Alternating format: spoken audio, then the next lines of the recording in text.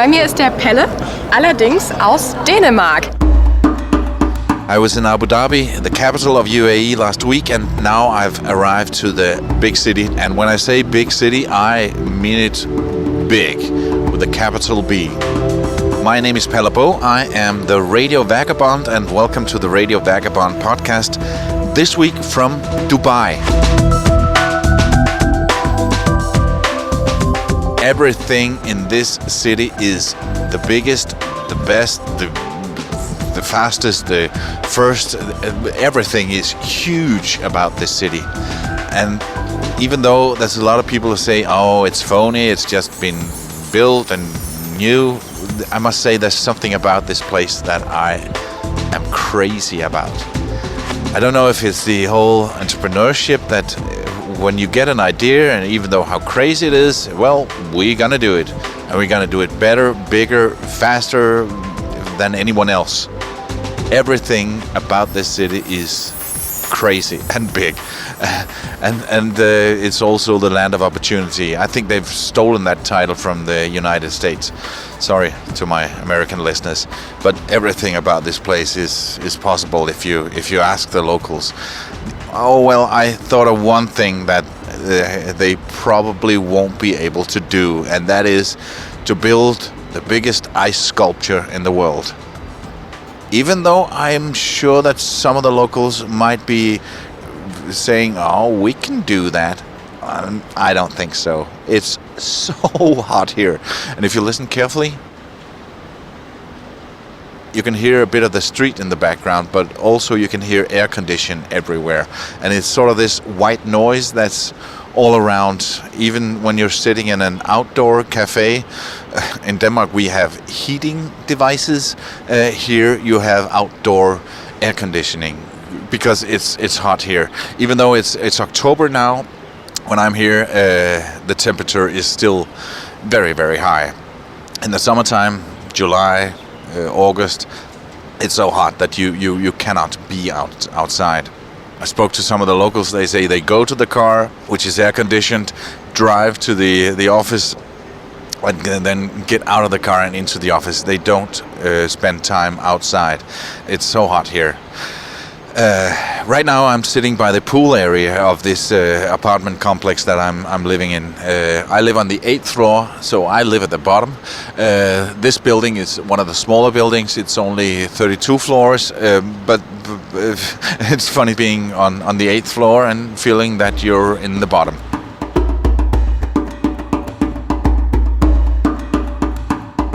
It's Monday morning here in Dubai, and I'm about to go into a mosque. It's Jumeirah Mosque here in Dubai, where they have a tour every day at 10 o'clock, except on Fridays. And they call it Open Doors, Open Minds. And we can ask about anything. When I got here, there was only me and an old English couple. But then we went inside, and there were like 50 people inside, and people are still gathering. So I guess we're going to be around 100 people for this thing.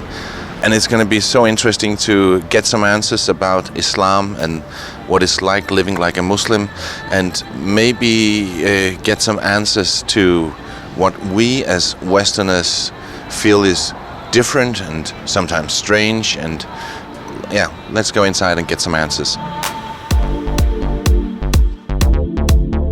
But before we do, let's get back to the pool area.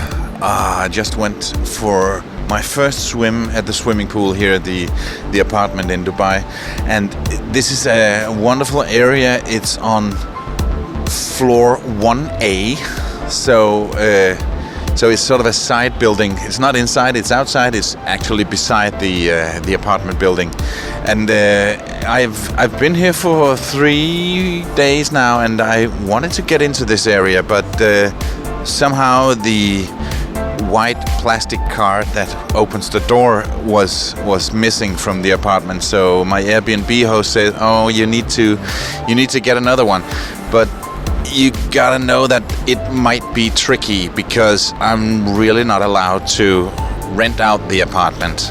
It's a building policy that they don't want the owners to rent out their apartments. So you're just a good friend, okay? You're just a close friend of mine, and I let you use the apartment for a week, and that should be okay.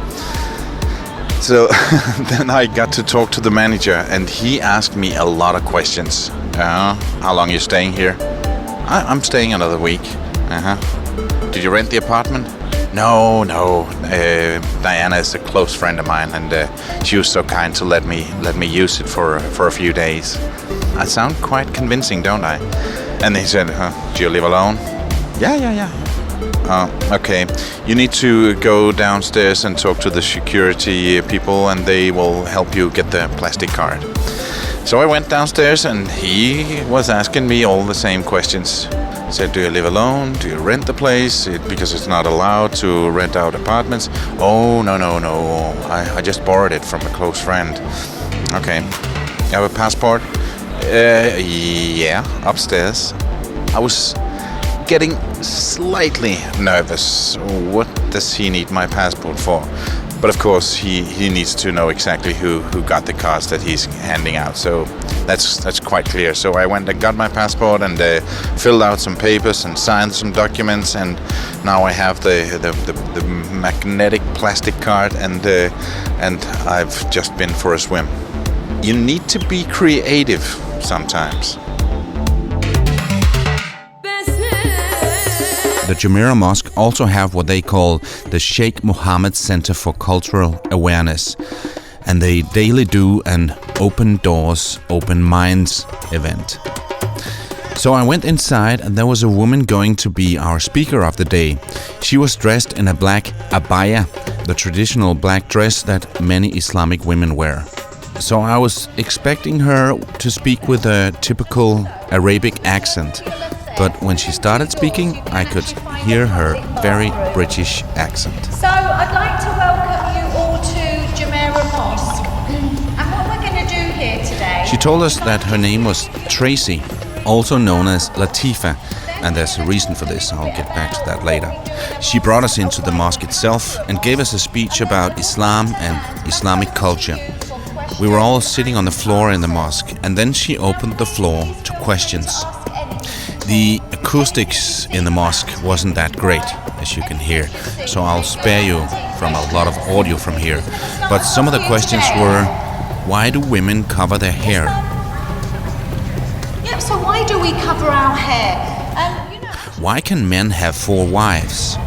Yeah, so following on to that question, really, why is it allowed that men are allowed to have 4 wives? Something about arranged marriages. So can every young person choose their life partner, or will it be chosen? The word arranged. Why are the genders separated on buses and on other places? Yeah, so why do we keep separation on buses and then, between men and women? Living here in the UAE, we are so blessed and so lucky. And the question that was on everybody's lips, what does Islam say about terrorism? What does Islam say about terrorism? First of all, there is 1.9 billion Muslims all over the world. You might feel annoyed that I'm not playing the answers here, but like I said, the audio wasn't great. Instead, I decided that I want to sit down after the event with Tracy, also known as Latifa, one-on-one, which I did. And you can hear all about her story, how this London girl ended up in an abaya talking about Islam in Dubai. Stay tuned, you don't want to miss this. المحطة القادمة هي برج خليفة دبي مول. The next station is Burj Khalifa, Dubai Mall. But let me just give my first impression of this place. I live in the Marina area. It's sort of 20-30 kilometers south of the center, the new center with Burj Khalifa, the highest building in the world. It's right next to a huge lake and a giant shopping mall. I think it's the biggest in the world, bigger than the one in Minnesota. Sorry again to the American listeners. And yesterday I went to the center where Burj Khalifa is. Imagine having 2 Eiffel Towers, maybe 2.5 Eiffel Towers on top of each other. That is the building. From a distance it looks like a needle, but when you get close to it, it's so gigantic when you're standing looking up at it. Next to it is a lot of skyscrapers, big skyscrapers, but they look so tiny. They look so tiny compared to Burj Khalifa. I was there after 6 o'clock, and every half hour they have in this lake, this big lake, they have a fountain show.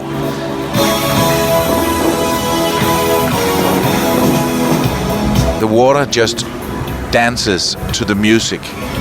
It's water and lights, and it goes up and down with the music, and especially when they did Michael Jackson's Thriller, it was an amazing show. And then I was looking at this Burj Khalifa, and it was lighting up as well, in tune with the music, as part of the show. And then, in between two shows, the whole building turned into one giant screen. Everything about the building was lit up with small lights, turning it into a screen, showing a commercial, Cartier commercial, and there was a panther walking around the building, all in lights on the building. And then the panther jumped up at the building. I filmed it, and on radiovagabond.com I'll be sure to put this video up so you can see it. It was unbelievable, and I cannot imagine how much that commercial had cost. The biggest outdoor commercial I've ever seen in my life. Oh, did I just use the word biggest again? Well, that's what it is. Another thing to illustrate just how crazy they can go when they get an idea. In the northern part of the city, there's a river going in, and they thought, oh, that would be nice if that river, which at this point ends in the middle of the city, if that river would go out into the Gulf again, so people could take their sailing boats and sail in and then sail out further south. But that means that they would have to dig the river. So they do. At the moment they're digging out a lot of the city center in order to get the river out into the Gulf again. And also this means that this new gigantic 12-lane freeway that they built not too long ago, that they had to lift that up. So they just built a bridge. They lift up this gigantic freeway, and now it's already there, and underneath you can see them digging out this very, very big river in order to get the water under the road. And they say that things have been slowing down ever since the oil prices start going down, but still a lot of stuff is going on.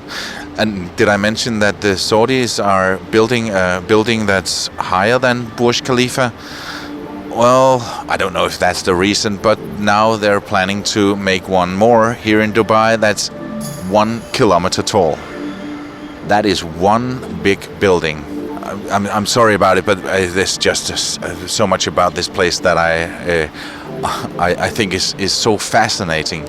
And one of the things is we got an idea and let's just do it. Of course, it's a bit easier when you have a lot of money in the bank, but still, the whole thing about we get an idea and we just do it, it's kind of appealing to me. While I was waiting for Tracy, also known as Latifa, was able to speak to me, I was approached by another radio team from Germany. Sie werden nicht glauben, wen ich hier getroffen habe. Die Welt ist so klein. Einen Radiokollegen. Allerdings aus Dänemark. Bei mir ist der Pelle. Genau. Pelle, you told me that you do a travel radio show. Also er macht eine Reiseshow im Radio in Dänemark und hat gesagt, er ist jetzt 4 bis 5 Jahre unterwegs, hat alles zu Hause verkauft, um sich die Welt anzugucken. Which countries did you already visit? Well, I started in the eastern part of Europe. I'm sorry, my German is not so good that I actually speak German. No, I started in Eastern Europe 3 months ago, and I've been to 11, 12 countries so far, and now here, and on tomorrow, I go to the Philippines, and from there, I don't know. But I plan to visit every country in the world. Also er hat im Osten von Europa angefangen, 11 bis 12 Länder jetzt schon gesehen. Übermorgen geht's auf die Philippinen und er hat sich vorgenommen, wirklich jedes einzelne Land der Welt zu besuchen und darüber zu berichten. Which one did you like the best? Welches Land hast du am meisten gemocht bisher?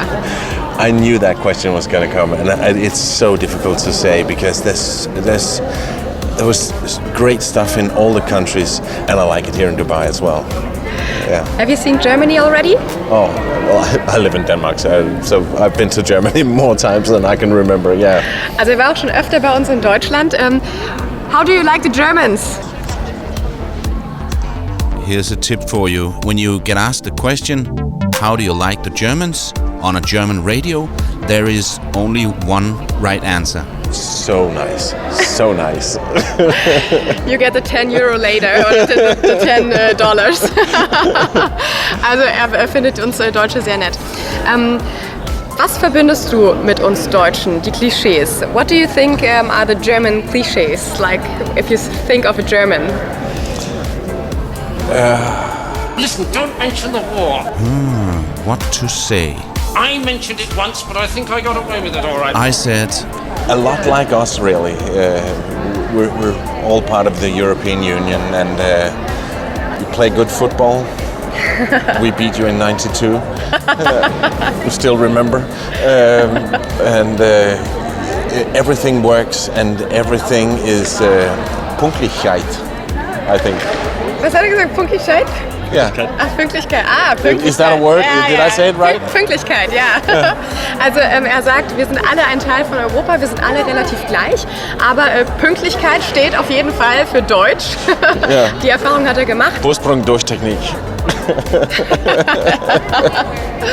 Ja, und er findet uns Deutsche auf jeden Fall sehr, sehr nett und herzlich. Okay, Pal, we wish you a nice traveling around the world. Have fun and take care. after she finished her interview with me, it was my turn. So, what are you doing? I'm a German radio host. I'm having my own show. It's the morning show from Monday till Friday. So I get up every morning at like 3:30 a.m. I've been there. I've done a morning show. Oh yeah, it's a lot of fun. I have a work colleague, and he is still in Germany while I'm traveling around in Dubai. Oh, that's nice. I don't know why I got the chance to do that, but I guess I earned it. Another thing that makes me like this place is that it's very secure. You feel totally safe when you walk the streets, even in the middle of the night. If you walk down a small side road, I've never felt more safe in any place in the world. When I got to this Airbnb apartment, my Airbnb host is at the moment in India, and she said to me, "Oh, you just the keys to the apartment, they're on the table inside the apartment." I said, "Okay, but how do I get in?" "Well, you just walk in. The door's not locked." "What do you mean the door's not locked?" "No, I never lock the door. When I go to the beach, I just leave the apartment open." And right now I'm at the pool area, and the apartment is on the 8th floor, and no, it's not locked. And my new expensive MacBook is right on the table inside the door. You can just walk in and take everything, but nobody does that. I think the crime rate in this place is so low. Of course, that also comes with having a quite severe punishment for breaking the law.